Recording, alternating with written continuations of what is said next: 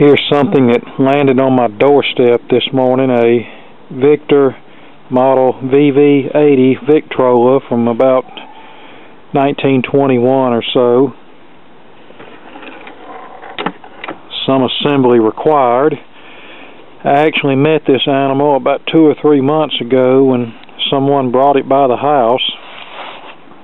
Someone who buys and sells stuff, and they wanted to sell me this thing for $80, and I told him no way. And he said, well, what about 40? I'll take 40, but I'm not going any lower than 40. And I said, no, I really don't need that. It's a bad time of the month, and given all of the possible missing parts, I'm not willing to take a chance. So he left with it, and after he took it to every flea market in town and no one would buy it, he took it to his little yard sale booth that he has once a week, and obviously no one would buy it there. So this morning he showed up at the house with it, along with a 32-inch Zenith black plastic crap TV.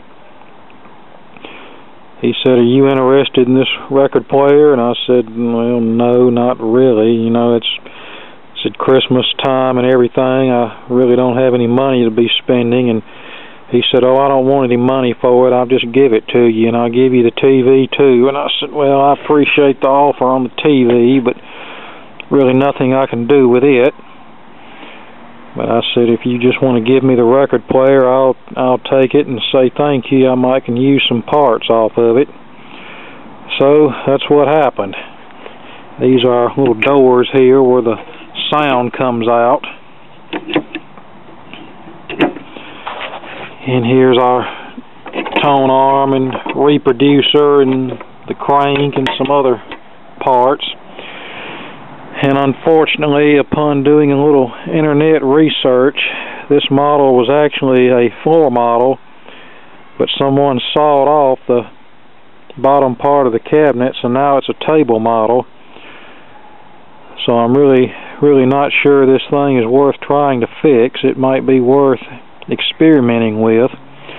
I'll be honest, I don't have that much experience with wind-up Victrolas. I've always wanted one, but it seems like every one that I find is insanely overpriced. You know, people think because it has a crank coming out the side that it's worth big money.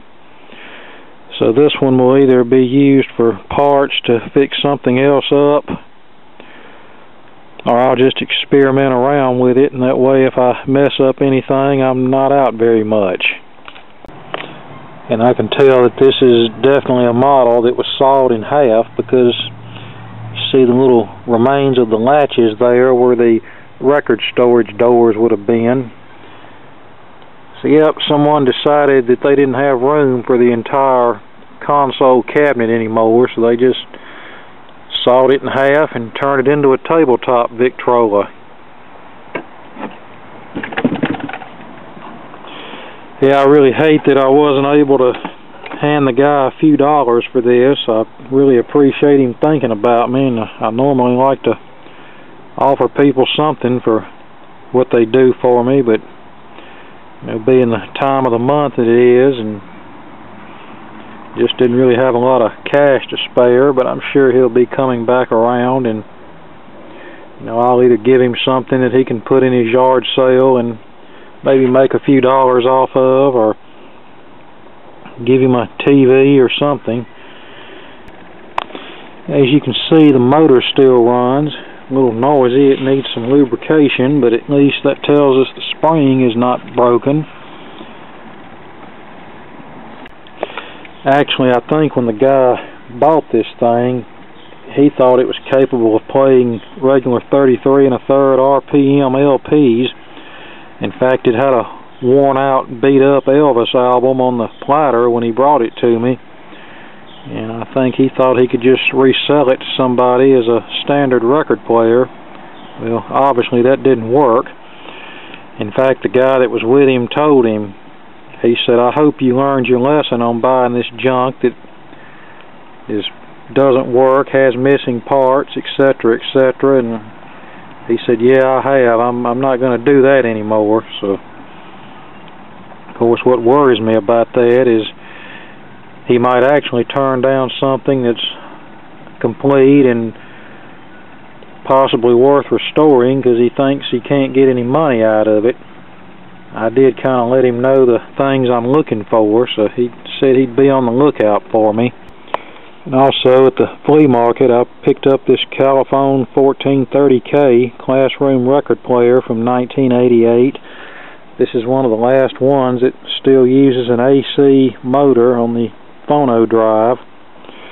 I saw this thing about a month ago and they wanted $45 for it.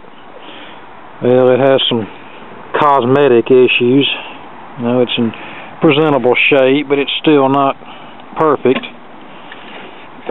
And the operating instructions look like they've been chewed on and have gotten a little wet. Inside of the phonograph looks good, but anyway, I wasn't going to give $45 for something that wasn't perfect.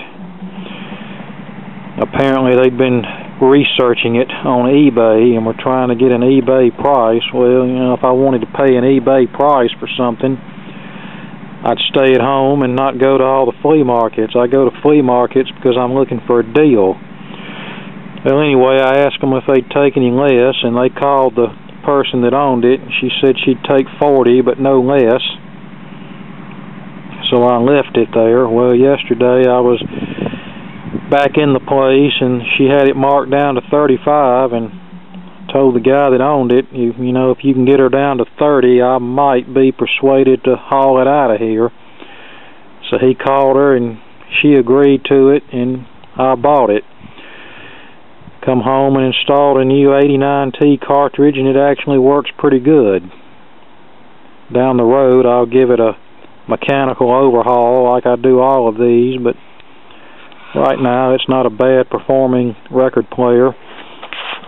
I think some of these had a little flip lock on the tone arm to hold it in place while in transit, and that kind of concerned me at first, but actually the way this lid is designed, when the lid is closed, it won't allow the tone arm to move off of the rest, so I really don't need that clip thing. It's not imperative that I have it. Wasn't the spring, and spring became the summer. Who'd have believed you'd come along? But yeah, it sounds decent.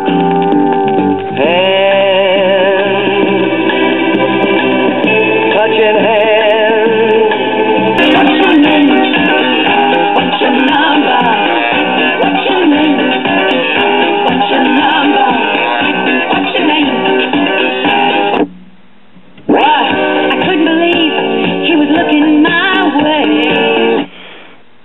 Yeah, actually this was the last series of Califone record players that the schools had during my time. I think I remember they started getting these in the late 80s, and whenever I graduated in 1995, this was what they still had. And I think the school system dumped records altogether around 2000, 2001. In fact, I think most of their record players ended up going to a big house cleaning auction, and after none of them sold, they all went to the dump. Of course, I didn't find this out until after it was too late. And you want to try to stay away from the identical looking Califone 1430C. This is a 1430K because the newer ones have the DC motors. This one has the more reliable AC motor. And here we are with a 78 RPM record. You cry and try to sleep. Okay, there you go, my two newest record player finds. Thanks for watching, and more to come later. The whole night through.